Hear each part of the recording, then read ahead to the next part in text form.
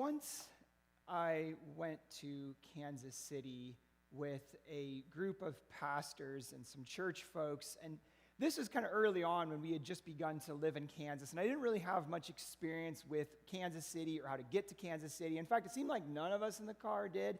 This was back in the day before you used your phone quite so much for GPS, and they had one of those little devices that you plunk on the dashboard and you program it in, and we're following that thing to the letter. And as we're getting close, we are watching like the horizon, watching the road for Kansas City to kind of appear. We know it's supposed to be a really big city, and it's night, and we're waiting for a bunch of lights to show up, and the GPS sends us across a river, and we go and we see some lights up ahead on the other side of the river, and we say, well, that must be Kansas City coming up on the horizon. It looks very beautiful, and we pull into this like little town, and we look around. It's a very nice little town, but we kind of pause, and we sit there, and we say, this can't be Kansas City, can it?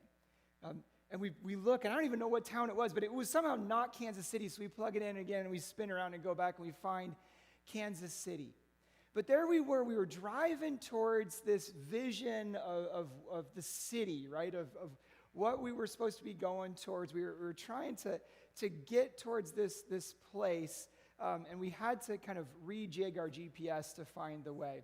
And you know, Easter is this season of new, and each week we are talking about something new. We're using that word new to focus us, the new life, the new hope, the new direction. And this week I'm hoping that from the book of Revelation we can see that we are a new people because of Jesus' resurrection. We are a people who is journeying towards a city. It's called the city of God. We are people who are finding our identity now as Jesus people, and we are journeying to the completion of that identity in the city of God. That's what I hope we hear. Now, we're looking at the book of Revelation. And Revelation, you got to know a few things about it. First off, it's got this form that's kind of like a letter. It's an apocalypse, which means it's an unveiling of what God is doing. And we think about Revelation often in future terms, but it has this past, present, and future sense. You look at like Revelation 1:19, Jesus says to John, who is the Apostle John, he says, write down what you have seen, past tense, what is now, and what will be. And so that's really how we come to every one of the passages in Revelation. We think what was, what is to come, right? Not just for the future. And John starts off recording these letters that are dictated by Jesus, 7 letters to 7 churches, spread out through what is ancient Turkey, part of the Greek Empire, the Roman Empire, but that also are kind of symbolic of the church as a whole. There's all these repeating 7s. And those of you who have heard from me before know that 7 is kind of like one of those sacred numbers that we see in the scriptures. And whenever you see 7, you look for something that is perfect, something that is complete and full. So there's 7 churches and 7 letters. And John is on the island of Patmos. Seems like he was exiled there because he refused to burn incense, as worshiping the emperor, Caesar, as a god, and instead says, my God is Jesus of Nazareth, and they exiled him there. So here he is, kind of this older man receiving this revelation, and at the very end there's this vision of the city of God coming down out of heaven, chapter 21, and it continues in 22. And in chapter 21, it's both the city of God and the bride of Christ coming down out of heaven. And it's this vision for John of what it means to be God's people. He says, I saw, verse 2, 21:2, I saw the holy city, the new Jerusalem, coming down out of heaven, prepared as a bride beautifully dressed for her husband. And what Revelation does is tie together all these different prophecies from the Old Testament and bring them to a focus in Jesus and show how Jesus fulfills those prophecies that the people of Israel, that the world had been awaiting. So here you really see the prophecies of Isaiah, the great prophet from the Old Testament. And you see both this idea of the people of God as a bride and as a city. So Isaiah 52, God says, O Zion, put on beautiful garments, right? The city Zion, like dressed in beautiful garments. Isaiah 61:10, God has clothed his people like a bride. Isaiah 62, God says, you will be called married. And then there's this vision of this new Jerusalem, the new Zion. Zion is really where God dwells with his people. He says in Revelation 3:12 already, he says, I will write on you the name of my God and the name of the city of my God, the new Jerusalem that comes down from my God out of heaven, and my own new name. Right? And so it's this symbolic imagery. Revelation is a symbolic book. And it's the city of God, is the bride of God, is the people of God. And it goes even back to Revelation 19, the marriage supper of the Lamb. And what I want to do is just go verse by verse and then say and kind of tease out what this all means. So look at Revelation 21:1. It says, "Then I saw a new heaven and a new earth, for the first heaven and the first earth had passed away." New heaven and new earth. It's new creation, right? And you just follow that new. It's new creation. God is doing a new thing. The sea, it says there's no longer any sea. Now, if we took this in a really literalistic sense, we might be like, what's God got against the sea, right? Like, he created the sea, right? He created the waters and the things that live in the water. But sea is got these multivalent symbolic sense in the scriptures. Like in Isaiah 51, the sea is depicted as the enemy of God. Remember that God drew his people through water, through the Red Sea in the Exodus, right? So it's like defeating the sea is defeating the power that bind up his people. Or like Psalm 114:5, the sea flees from God, right? So it's this image of God stopping any powers of chaos, any powers of evil, and bringing his people through that water. Verse 2, I saw the holy city, this new Jerusalem. It's the bride of Christ. It's God's people. It is both Jews and Gentiles. Now, earlier you see this in chapter 7. You see a people gathered from every nation, from all tribes, from all peoples, from all languages. It's God bringing everyone together into this thing he's calling the New Jerusalem. And then verse 3, I really see this as the key verse. I heard a loud voice from the throne saying, "Now the dwelling of God is with men, with people, and he will live with them. They will be his people, and God himself will be with them and be their God." That's the key right there. It's a loud voice from the throne. And the throne in Revelation is always the place where God rules, right? You see in chapter 4 of Revelation, the throne of God is at the center of the universe. Everything spirals out from there. And in chapter 5, the Lamb, a symbol of Jesus, comes and takes his seat on the throne with God the Father. And so the voice from the throne is this image of Jesus as ruling as God, is the image of God speaking something definitive. The Lamb is at the center of the throne. And what he says is, now the dwelling of God is with people. I'm going to live with them. They're going to be my people. I'm going to be their God. The word for dwelling, it's a great word. It means tenting or tabernacling. You think about the tabernacle in the Old Testament, that place where God's power and glory were honored and where his presence dwelled. God is tabernacling among his people, but in a definitive way. It's the beginning of the Bible brought into focus here at the end of the Bible. Or think about Jeremiah 7:23. God says, "Obey my voice, I'll be your God, you'll be my people," right? A little bit later, this is the city where that is describing God being with his people. It's measured. So like verse 16, we didn't read this part, but if you look at like verse 16, it's this cubical city. It's 12,000 stadia cubed, and it's 144 cubits thick. Don't worry about exactly what the numbers are. The stadia, this is a big city, but the idea is the 12, right? 12 is the number of the people of God in the book of Revelation, and really anywhere in the scriptures. 12 tribes, 12 apostles, 12 squared, right? So you got each side 12, which ends up being 12 cubed. And then 144 is 12 times 12, right? For those math whizzes out there. So you've got all these like repetitions of 12 happening there. And in fact, verse 12, there are 12 gates. They've got the 12 tribes. And verse 14, the 12 foundation, the 12 apostles. So anyway, the point is, it's this symbol through and through of God's people, of God being with his people, the whole people. There's no separation between Jew and Gentile. And back in Ezekiel, the prophet, the temple was cubed. Now there's no temple in the book of Revelation, but the reason is that God is dwelling with his people, like the whole thing is a temple. All of God's people are priests. The whole city is holy. And you've got this idea of God kind of just inhabiting his people wherever they are. And then verse 4, He says he'll wipe away. This is a vision of it. What kind of a new creation? He'll wipe away every tear from their eyes. There'll be no more death or mourning or crying or pain. The old order of things has passed away. It's good, right? Often at funerals, when I'm preaching about this vision of our hope, often what I do is say, we don't have a detailed description of what it looks like to enter into heaven. There's clues here and there in the scriptures, but the scriptures don't go into detail. Jesus doesn't go into detail on what heaven is like. But what we know is that it's good. We know that wherever God is, wherever Jesus is, it is good, it is safe, the tears are wiped away. There's no more death because death has been defeated. There's no more mourning or crying because we've found our joy in him. There's no more pain because we've experienced the healing that we long for. The old order of things has passed away.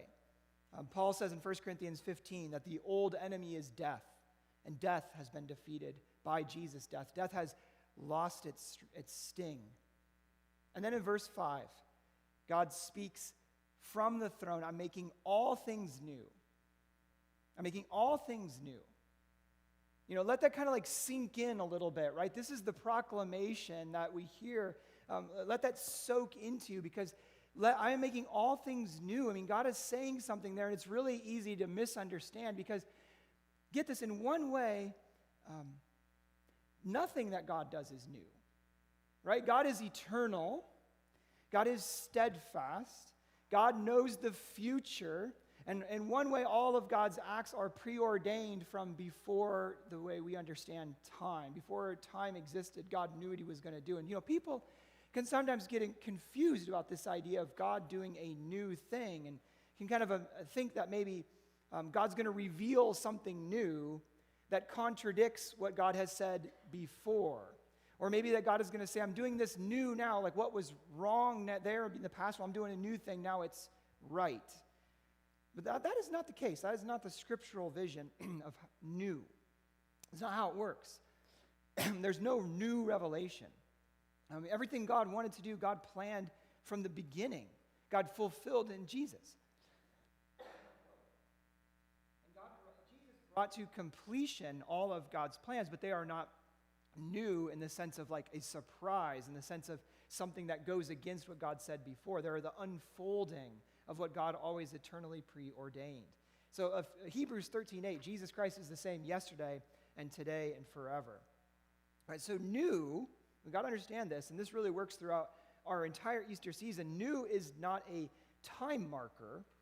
New is a quality, right? It's new as in new life, new as in refreshed, new as in renewed. It's going back to the source who is God. God is ever ancient. God is ever new. Even though God is eternal, he is always new, right? We get old and frail and die. God does not. We get weak. God does not. God is always young. God is always new. I don't know if you're following that, but God is new. And so to God making all things new is applying that newness, that fresh life to all things, restoring what was supposed to be in the beginning. And verse 6 goes with verse 5. He said, "It is done. I am the Alpha and the Omega, the beginning and the end. To him who is thirsty, I will give to drink without cost from the springs of the water of life." It's like Jesus said on the cross in the Gospel of John. He said, "It is finished. It is done," right? This new reality has opened up because of Jesus' death and resurrection. It gives us a little clue, too, about the when this all takes place. In one way, it is the future, and it will not be completed until Christ comes again. That's part of our faith, that Christ will come again in glory to judge the living and the dead. And yet, Jesus says this from the cross, "It is done, it is finished." It takes place now. And you see the beginnings of what God is doing in his church and among his people. There's this new life that's springing up in many corners right here and right now. Jesus says, "I'm the Alpha and the Omega." God says, "I'm the Alpha and the Omega, the beginning and the end." That's the first and last letters of the Greek alphabet. God is the A to Z. God is all in all encompassing. And the water of life, right? The water flows from the temple in Isaiah. The water comes from the city or from the temple in Ezekiel. It's flowing through the center of the city in Revelation. Isaiah 49:10 Revelation 7, if you're thirsty, drink the water. Isaiah 55, everyone who thirsts, come to the water. Revelation 22:17, receive the water of life as a gift. It's just this image. You see it all over in the scriptures, right? The living water. Think about John. Jesus talks in John 4, the woman at the well, he says, I'll give you living water. Or John 7, he says that the one who believes will have living water flowing up out of them, right? So there's this image of living water. All right, what does this all mean, right? God's making all things new. God's dwelling with his people. The holy city is an image of God's people. What does this all mean? Well, here's the thing. We are a new people because Jesus was raised. And so what that means, I think, is two things. One, the first piece is that we are a pilgrim people and we are journeying towards God. It was just a little bit like us. We were going towards the city. We didn't know what we were looking for, but we had this vision of it on the horizon. Hebrews 13:14 says, here we have no lasting city, but we are looking for the city that is to come.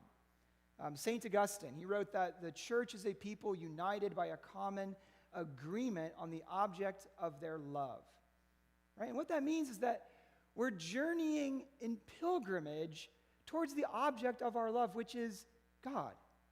Right? We're a people whose hearts have been set on Christ, and we are moving ever more towards Christ. That is our identity, people on the move towards Christ, towards that city. God is coming towards us. We are moving towards God. And it's not just like a spatial image, it's a spiritual image. God is coming towards us in his presence. We are moving towards his love for us, his forgiveness for us, his new life in us. And so if we are supposed to be a people on pilgrimage moving towards God, if that is true, then here's the question that flows out of that. Does what I'm doing, does what I am saying, does what I am thinking, does what I am participating in, does that take me closer towards the city of God? Right? Does every step that I'm taking, does it move me in that direction? We are a people who have a city on the horizon that we are moving towards. And here's the thing, in the book of Revelation, and you see this in the prophets too, there's always an alternative. We're not forced to walk toward the city of God. We see that city, we direct our hearts toward that city, but there's also Babylon. Right? There's also the city that's called the earthly city, and Babylon is seductive. Babylon has power. Babylon has wealth. It seems like everybody's going to Babylon. It seems like Babylon is what draws people who've got it together. But there's always that alternative, and our question has to be: are we going towards God's city with every action and thought and word and anything that we're involved in, or are we not moving or moving towards Babylon? Right? We have to be asking that question: where is this taking me? Right? You hear people say things like, do what makes you happy. And in one way that works, right? If we get our hearts kind of like compass pointed towards God, do what makes you happy, can kind of work. But I think about this, I saw this somewhere. Really, as Christians, we shouldn't be so much saying, do what makes you happy. We should say, do what makes you holy. Right? Move towards that. Is what I'm doing, is this step, is this action, this thought, this word, is this making me more holy? Because the more we go towards the holy city of God, the holier we become, the closer we get to God's character, the closer we enter into the presence of Christ. Do what makes you holy. And the other piece of this is that the earth is not our home, not in an ultimate sense. We're called to care for the earth. God's given it to us to guard and keep. We're placed in the garden. God so loved the world, he sent his only begotten Son.